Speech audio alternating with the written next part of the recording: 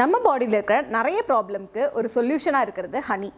நம்ம வாஹால என்னென்ன honey varieties நம்ம பண்ணுறோங்கிறத நம்ம பார்க்கலாம். இது வந்து கார்லிக் சோக்டு ஹனி. இந்த ஹனியை நீங்கள் சாப்பிட்டதுக்கப்புறம் டெய்லி ஒவ்வொரு ஸ்பூன் சாப்பிட்டுட்டு வந்தால் உங்கள் டைஜஸ்டிவ் சிஸ்டம் நல்லாவே ஒர்க் ஆகும். இது நம்மளோட நீம் சோக்டு ஹனி.